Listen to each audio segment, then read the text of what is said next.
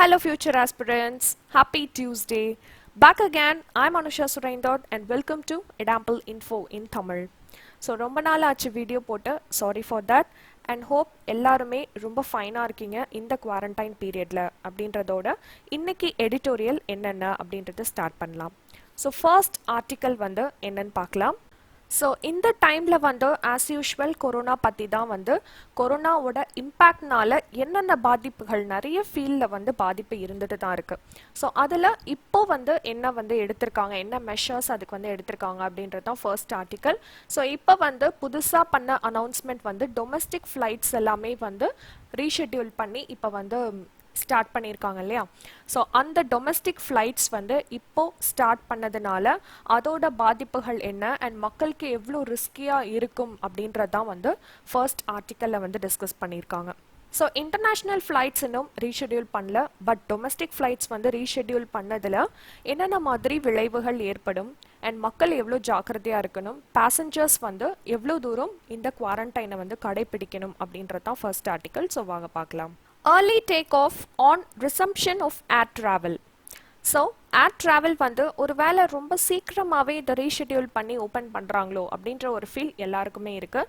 So வந்து ஊரடங்கு அப்படின்னு சொன்னதுக்கப்புறம் கூட நிறைய இடத்துல நிறைய ஃபெசிலிட்டிஸ் வந்து இப்போது ஓப்பன் பண்ணிட்டாங்க. ஸோ பிகாஸ் எக்கனாமிக் ரொம்பவே டவுன் ஆகிட்டு வருது இந்தியாவோடது. ஸோ அதனால் இந்த இதை வந்து பண்ணி தான் ஆகணும். ஏன்னா நிறைய பேர் வந்து கொரோனாவோட வாழ கற்றுக்கோங்க அப்படின்ற லெவலுக்கு வந்து வந்துருச்சு. ஸோ இதுக்கு மேலே வந்து எதுவும் பண்ண முடியாது. ஸோ எல்லாமே ஓப்பன் பண்ணணும் அப்படின்ற மாதிரி ஒன்று ஒன்றா படிப்படியாக அப்படியே ஓப்பன் பண்ணிட்டு வரப்போ ஸோ இந்த டொமஸ்டிக் ஃப்ளைட்ஸும் ஓப்பன் பண்ணியிருக்கிறது ரொம்ப ஏர்லியாக இருக்குமோ அப்படின்ற மாதிரி ஃபீல் ஆகுது. With no consensus on health monitoring of passengers among states, travel remains risky. So எவ்வளோ தூரம் ஒரு ஹெல்த் மானிட்டர் வந்து பண்ணணும் பேசஞ்சர்ஸ்க்கு அப்படின்றது வந்து அதை பொறுத்து ட்ராவல் வந்து ரொம்ப ரிஸ்கியாக இருக்கும் அப்படின்றது தான் வந்து சொல்லியிருக்காங்க. ஸோ ஏன்னா நேற்று வந்து பார்த்திங்கன்னா நம்ம தமிழ்நாட்டில் 805 அந்த கேசஸ் வந்து ரிப்போர்ட் ஆயிருக்கு. ஸோ அதில் அவங்க சொன்னது என்னென்னா 89% வந்து நிறைய பேருக்கு அறிகுறியே இல்லாமல், அதாவது கொரோனாவோட சிம்டம்ஸே இல்லாமல் நிறைய பேர் வந்து பாதிப்பு ஆயிருக்காங்க அப்படின்றது தான். ஸோ அந்த மாதிரி இருக்கிற இந்த சிச்சுவேஷனில் ஸோ இப்போ இதை ஓப்பன் பண்ணாங்க அப்படின்னா அறிகுறி இல்லாமல் இருக்கிறவங்களுக்கு அது கண்டுபிடிக்கிறது வந்து ரொம்ப கஷ்டமாக இருக்கும். ஸோ அந்த மாதிரி நிறைய ரிஸ்கியான ஒரு இடத்துல இருக்கும்போது இதை ஓப்பன் பண்ணது வந்து கரெக்டா அப்படின்ற மாதிரி ஒரு கேள்வி உருவாகுது. Even after long negotiations with states and with a truncated schedule, the center has found it difficult to relaunch domestic flights.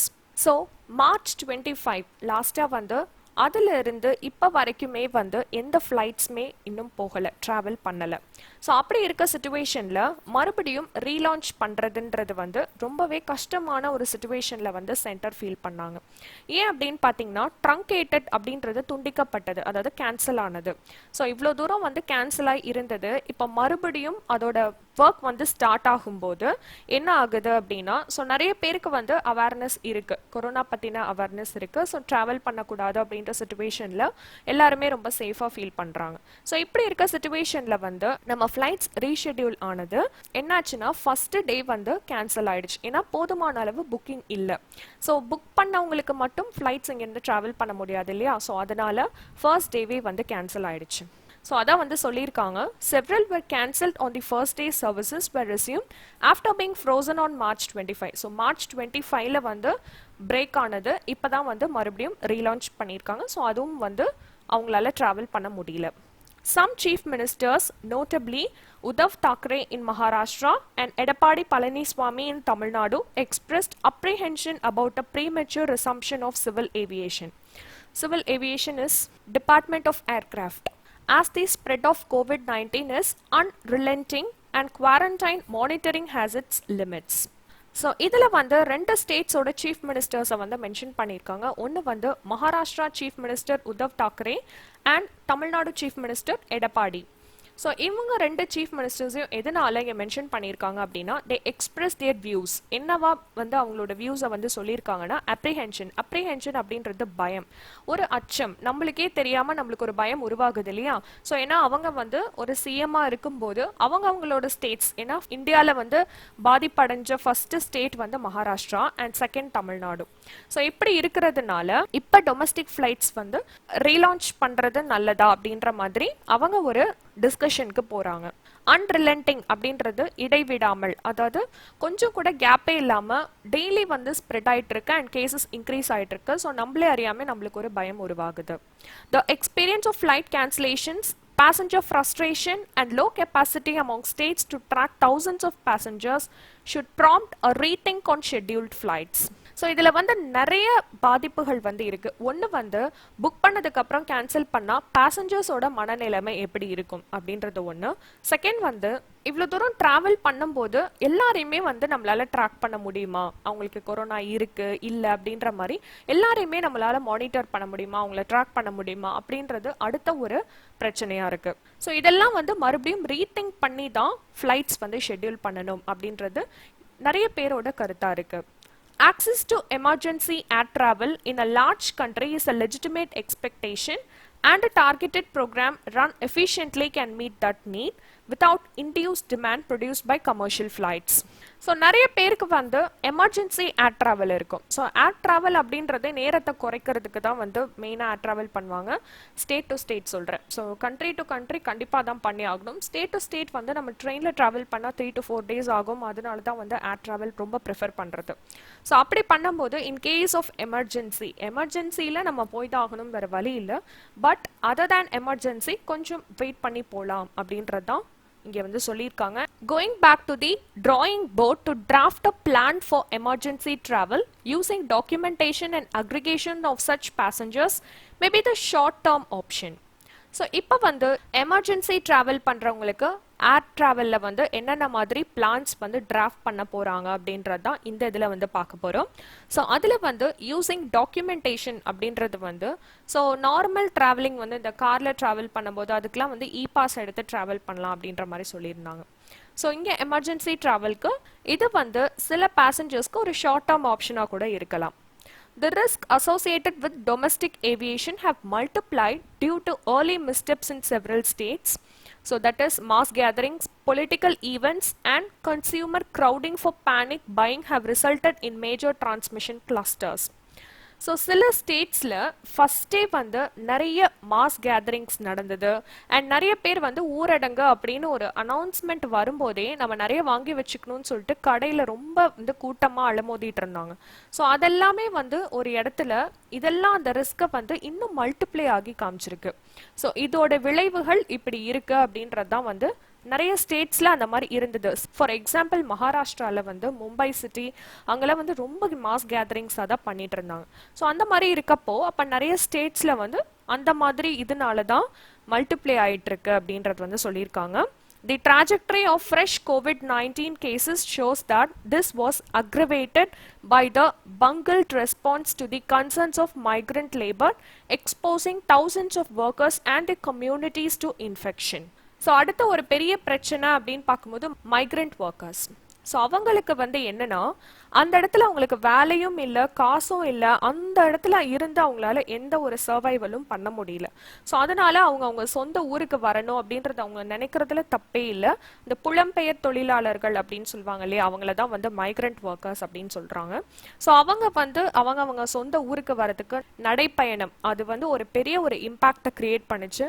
So இந்த மாதிரி வந்து மைக்ரண்ட் ஒர்க்கர்ஸ் எல்லாமே ஒரு இடத்துல இருந்து இன்னொரு இடத்துக்கு ஷிஃப்ட் ஆயிட்டு இருக்காங்க. Understandably, states which have denied the presence of community transmission. So இந்த COVID-19 ஓட இந்த ஸ்ப்ரெட்டை வந்து மோரோவர் நிறைய ஸ்டேட்ஸ் வந்து கண்ட்ரோல் பண்ணியிருக்காங்கன்னு தான் சொல்லணும்.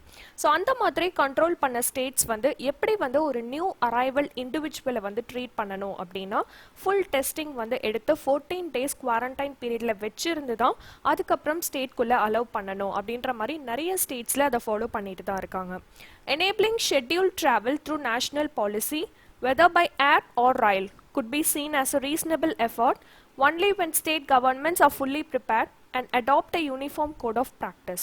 ஸோ எப்போ வந்து ஸ்டேட் கவர்மெண்ட்ஸ் வந்து ஒரு இடத்துல ஃபுல்லாக அவங்க ப்ரிப்பேர்டாக இருக்காங்க அப்படின்றப்போ இந்த மாதிரி ஸ்டெப்ஸ்லாம் ஏதோ ஒரு இதில் எந்த வகையில் ட்ராவல் பண்ணாலும், த்ரூ ஃப்ளைட்டாக இருந்தாலும் த்ரூ ட்ரெயினாக இருந்தாலும் எந்த வகையில் ட்ராவல் பண்ணாலும் ஸ்டேட் கவர்மெண்ட்ஸ் எல்லாமே தயாரான நிலையில் வந்து இருந்தால் மட்டுமே தான் இந்த ஸ்ப்ரெட்டிங்கை வந்து குறைக்க முடியும். அண்ட் அது மட்டும் இல்லாமல் uniform code of practice. So இந்தியாவில் இருக்கிற எல்லா ஸ்டேட்ஸுமே ஒரே மாதிரி பேட்டர்னை ஃபாலோ பண்ணணும் அப்படின்றதான் சொல்லியிருக்காங்க. Within the lockdown, the virus crisis has snowballed only in states such as Maharashtra, Tamil Nadu, and Gujarat and in Delhi. But that picture could change with the operation of daily flights, a couple of hundred scheduled trains from June 1, and the large number of promised Shramik special trains for migrant workers.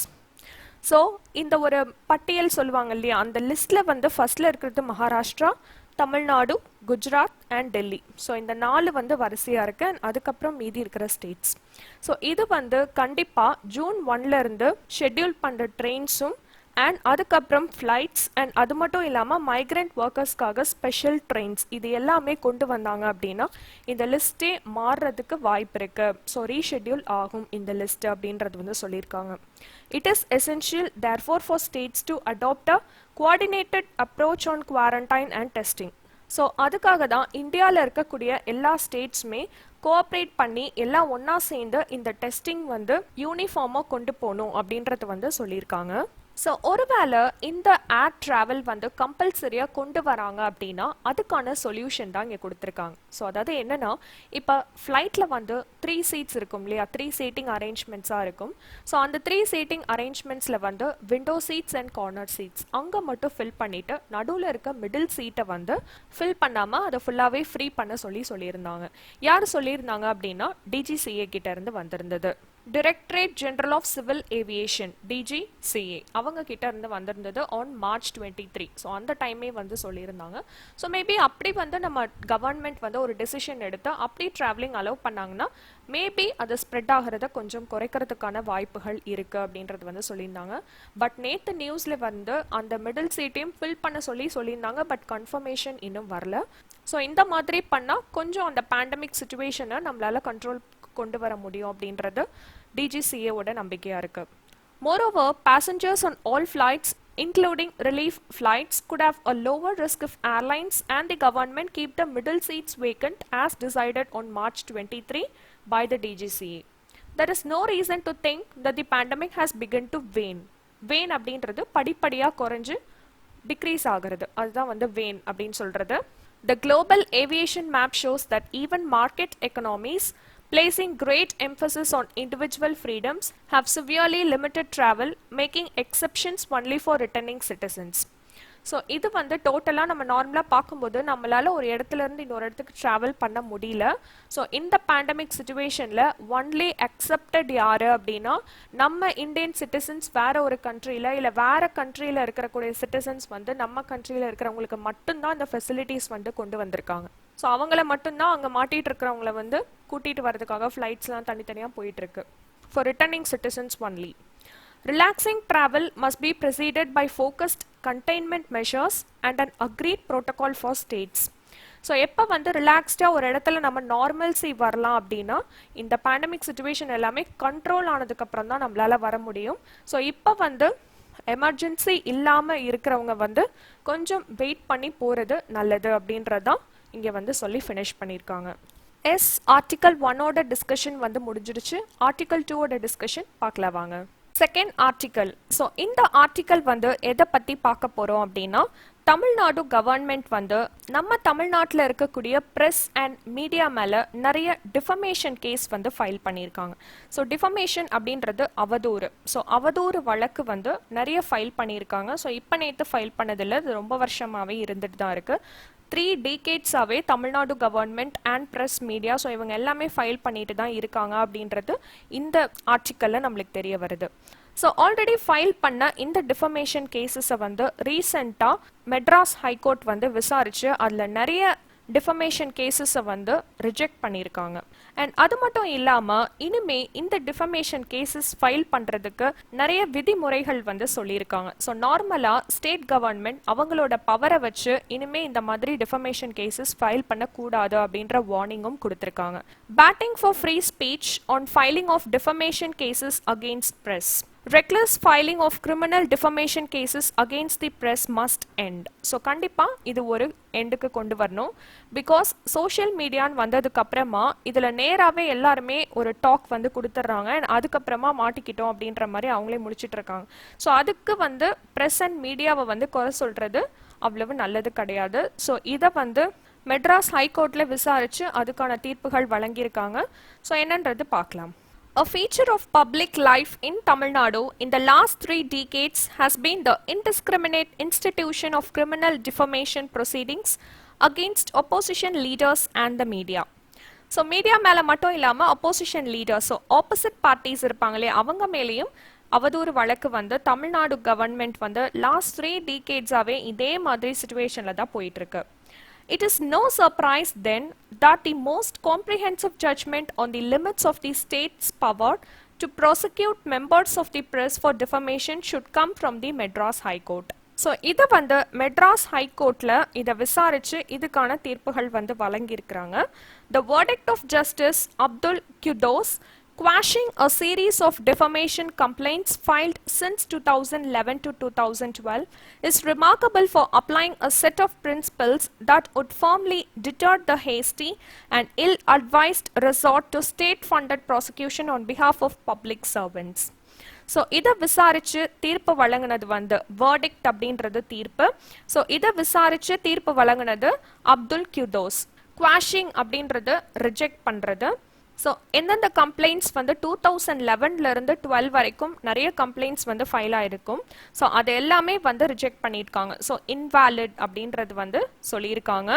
And அது மட்டும் இல்லாமல் deter அப்படின்றது தடுக்கிறது, discourage from doing something. So இதுக்கப்புறம் இதை பண்ணக்கூடாது அப்படின்ற வார்னிங்கும் கூட கொடுத்துருக்காங்க. The first principle is that the state should not impulsively invoke provisions in the CRPC to get its public prosecutor to file defamation complaints in response to every report that contains criticism. So CRPC அப்படின்றது Criminal Procedure Code. So இதுக்கு நிறைய விதிமுறைகள் கொடுத்துருந்தாங்க அப்படின்னு சொன்னோம் இல்லையா. So அதில் first பிரின்சிபலாக என்ன சொல்லியிருக்காங்க அப்படின்னா, the state should not impulsively invoke provisions. So impulsively அப்படின்றது திடீர்னு, அதாவது ஒரு ஷாக்கிங் கொடுக்குற மாதிரி ஒரு டைமும் இந்த சிஆர்பிசியில் வந்து போயிட்டு இந்த டிஃபமேஷன் கம்ப்ளைண்ட்ஸை வந்து ஒரு டைமும் ரிப்போர்ட் பண்ணுறாங்க. ஸோ அப்படி இருக்க தேவையில்லை அப்படின்றது தான் ஃபர்ஸ்ட் பிரின்சிபலாகவே அவங்க கொடுத்துட்ருக்காங்க. ஸோ இதை வந்து ஒரு மேட்டராக எடுத்து அதுக்கு டிஃபமேஷன் கேஸ் போட்டு அந்த கேஸே வந்து நிறைய இருந்துகிட்டே இருக்குது. ஸோ அப்படி இருக்க வேண்டாம் அப்படின்றது தான் அவங்களோட ஃபர்ஸ்ட் பிரின்சிபலாக இருக்குது. The court deems such impulsive actions as amounting to throttling democracy. So teams அப்படின்றது அவங்களோட ஐடியாஸ். ஸோ அவங்க என்ன கருதுறாங்க கருதுறது அப்படின்னு சொல்லுவாங்க இல்லையா, அதுதான் வந்து டீம்ஸ். ஸோ கோர்ட் வந்து என்ன திங்க் பண்ணுறாங்க அப்படின்னா, இந்த மாதிரி ஒரு இம்பல்சிவ் ஆக்ஷன்ஸ் இது வந்து எதில் போய் முடியுது அப்படின்னா, it leads to throttling democracy. Throttling அப்படின்றது அட்டாக் ஆர் கில். ஸோ ஒரு டெமோக்ரஸி, நம்ம இந்தியா வந்து ஒரு டெமோக்ராட்டிக் கண்ட்ரி. ஸோ அந்த டெமோக்ரஸிக்கே வந்து ஒரு அவதூறு விதிக்கிற மாதிரி இருக்கு அப்படின்றதான் த்ராட்லிங் அப்படின்ற மீனிங்ல சொல்லியிருக்காங்க. It advises the government to have a higher threshold for invoking defamation provisions. So அது மட்டும் இல்லாமல் மெட்ராஸ் ஹைகோர்ட்லேருந்து கவர்மெண்ட்க்கு ஒரு சில அட்வைசஸ் வந்து கொடுத்துருக்காங்க. என்ன கொடுத்துருக்காங்க அப்படின்னா, இந்த டிஃபமேஷன் கேஸ் நீங்கள் ஃபைல் பண்ணுறீங்க அப்படின்னா அதுக்கு வேலிடான ஒரு ஹையர் த்ரெஷோல்டாக இருக்கணும். ஸோ சின்ன சின்ன விஷயத்துக்கெல்லாம் வந்து கேஸ் போட்டு அவங்களோட நேரத்தையும் வீணடிக்கிற மாதிரி இருக்கு இல்லையா. ஸோ அதனால higher threshold for invoking defamation. So ஒரு இடத்துல உண்மையாகவே வந்து இந்த டிஃபமேஷன் நடக்குது அப்படின்னா கண்டிப்பாக அதுக்கு நம்ம கொடுக்கலாம். பட் இது வந்து கண்டிப்பாக இது ஒத்துக்க முடியாதது அப்படின்றத சொல்லியிருக்காங்க. Justice Quddus goes on to fault the government for according sanction to the initiation of cases through the prosecutors without explaining how the state has been defamed. So justice வந்து என்ன சொல்லியிருக்காரு அப்படின்னா, கவர்மெண்ட் மேலே இருக்கக்கூடிய ஃபால்ட்டை வந்து எடுத்து காமிச்சிருக்காரு. அதாவது என்னன்னா, எக்ஸ்பிளனேஷன் இல்லை. ஸோ ஒரு கேஸ் ஃபைல் பண்ணியிருக்காங்க, ஒரு டிஃபமேஷன் கேஸ் வந்து ஃபைல் பண்ணியிருக்காங்க அப்படின்னா அதுக்கான எக்ஸ்பிளனேஷன் வந்து கண்டிப்பாக கொடுக்கணும். எதனால இது டிஃபமேஷன் கேஸாக நீங்கள் சொல்ல வரீங்க அப்படின்ற எக்ஸ்பிளனேஷன் வந்து கவர்மெண்ட் வந்து கொடுக்கல. He cautions prosecutors against acting like a post office, noting that their role is to scrutinize the material independently to see if the offence has been made out, and if so, whether it relates to a public servant's conduct in the course of discharging official functions or not before filing a complaint. So என்ன சொல்லியிருக்காரு அப்படின்னா, ஒரு இடத்துல ஒரு தப்பு நடக்கும்போது அதை scrutinise பண்ணி அதுக்கான என்ன ஒரு ரீசன் அப்படின்றத ஃபைண்ட் அவுட் பண்ணி அது மேலே ஒரு தப்பு இருக்கு அப்படின்னா அதுக்கப்புறமா நம்ம கேஸ் வந்து ஃபைல் பண்ணலாம். ஸோ நார்மலாக எடுத்தோடனே ஒரு கேஸ் ஃபைல் பண்ணி இவங்களோட நேரத்தை வந்து வீணடிக்கிறது வந்து நியாயம் இல்லை அப்படின்றது வந்து எடுத்து சொல்லியிருக்காங்க. So the court finds that many were cases in which public servants ought to have filed individual cases. So இது வந்து cases வந்து public cases ஆவே வந்து மாறிட்டு இருக்கு. So it should have filed in individual cases. And earlier, Madras High Court ruling noted that an essential ingredient of criminal defamation must be that an imputation was actuated by malice or with reckless disregard for the truth. So முன்னாடியே வந்து மெட்ராஸ் ஹைகோர்ட்ல இருந்து என்ன ஆக்சுவலாக வந்து note பண்ணாங்க அப்படின்னா malaise அப்படின்றது தீமை, அதாவது வன்மம் அப்படின்னு சொல்லுவாங்க இல்லையா, ஈவில், அதான் வந்து மலைஸ் அப்படின்னு சொல்றது. ஸோ அந்த மாதிரி மற்றவங்களுக்கு இதை நினைச்சு இதுக்காக ஒரு கேஸை வந்து டிஃபமேஷன் கேஸாக ஃபைல் பண்ணியிருக்கிறாங்க அப்படின்றது தான் வந்து மெட்ராஸ் ஹைகோர்ட் வந்து முன்னாடியே வந்து அதை நோட் பண்ண விஷயமா அவங்க வந்து இப்போ அதையும் மென்ஷன் பண்ணியிருக்காங்க. A recent judgment by Justice G.R. Swaminathan enunciated what is known in the United States as the Sullivan Rule of Actual Malice. So, recent-ஆன judgment by யாருன்னா Justice G.R. Swaminathan. enunciated அப்படின்றது எடுத்து சொல்றது, அதாவது ஒரு விஷயத்தை கிளியரா எக்ஸ்பிளைன் பண்றது. என்ன எக்ஸ்பிளைன் பண்ணியிருக்காங்க அப்படின்னா யுனைடெட் ஸ்டேட்ஸ்ல வந்து யூஎஸ்ல சுலிவன் ரூல் அப்படின்ற ஒரு ரூலே இருக்கு. ஸோ இந்த ரூல் எதை பத்தினா ஃப்ரீடம் ஆஃப் ஸ்பீச். ஸோ ஒருத்தவங்களுக்கு ஒரு கண்ட்ரியில் பேசுறதுக்கு உரிமைகள் இருக்கு அப்படின்றதா ஃப்ரீடம் ஆஃப் ஸ்பீச். ஸோ அந்த ரூல் படி அவர் வந்து எடுத்து சொல்லியிருக்காரு.